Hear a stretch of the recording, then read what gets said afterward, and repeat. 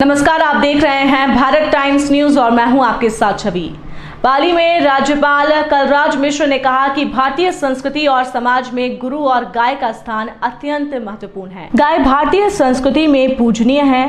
भारत में हमारे भगवान श्री कृष्ण और भगवान शंकर ने नंदनी और नंदी को महत्व दिया, जिसमें इन गौवंश को अहम स्थान दिया गया है। राज्यपाल शनिवार को पाली में रूप रजत विहार में रूप रजत विशिष्ट अतिथि गृह व वाचनालय का उद्घाटन अवसर पर आयोजित समारोह को संबोधित कर रहे थे। इस अवसर पर उन्होंने कहा कि सभी जीवों के कल्याण में मानव मात्र का कल्याण निहित है। उन्होंने उपस्थित आमजन को संबोधित करते हुए कहा कि संत महात्माओं के चिंतन को आगे बढ़ाएं और उनकी सेवा संकल्पों से समाज को लाभान्वित करें। उन्होंने कहा कि वैदिक काल से गौ माता सनातन संस्कृति का महत्वपूर्ण अंग रही हैं। गाय में गुणों की कोई सीमा नहीं होती। प्राचीन काल में गुरुकुल में शिक्षार्थियों को गाय को गौमाता के रूप में ही बताया जाता था। भगवान श्री कृष्ण भी स्वयं को गौपालक कहते थे। उन्होंने कहा कि गाय का रोम रोम दो देव तुल्य है, इसलिए गौ पूजा सर्वदेव पूजा है। जहां गोवर्धन संरक्षण के लिए दान दिया जाता है, वो समाज उन्नति और प्रगति को प्राप्त करता है, और जो व्यक्ति सेवा भाव में होता है वो कभी हिंसा नहीं कर सकता। उन्होंने कहा कि मनुष्य बनने का अर्थ मानवीय मूल्यों से उत्प्रोत व्यक्तित्व है। श्री मिश्र ने कहा कि सभी जीवों के कल्याण में मानव मात्र का कल्याण निहित है, यही सनातन है। उन्होंने कार्यक्रम में संविधान की प्रस्तावना और मूल कर्तव्यों का वाचन किया और उपस्थित भामाशाहों को सम्मानित भी किया।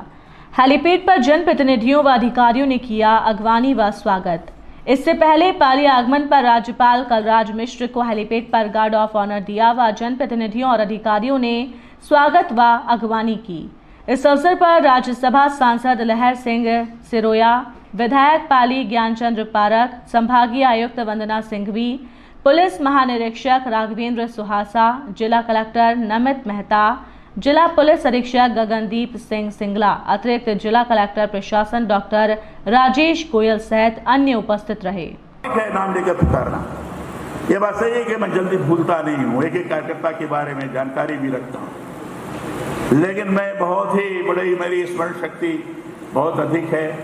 यह कर करके मुझे महिमा मंडित करने का प्रयास मैं समझता ये भी अतिरंजित की है। और मैं सांसद सीपीपी चौधरी जी के मुंह पर तारीफ हो जाएगी, लेकिन मैं इतना कह सकता हूं कि जब ये मंत्री थे तब भी, और जब सांसद जब सदन में बोलते हैं तो तथ्यों के आधार पर बोलते हैं, अनर्गल भाषा का प्रयोग नहीं करते।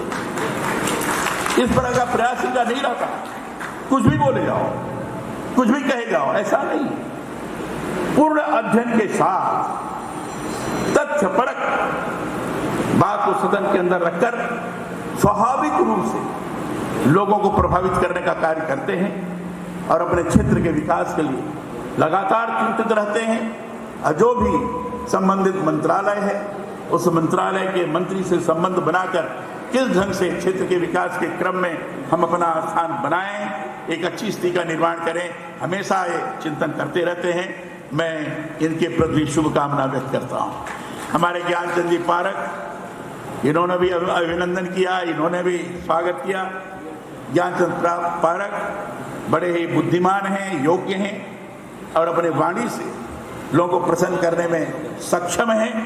और इसलिए देखा होगा आपने कि इनको जो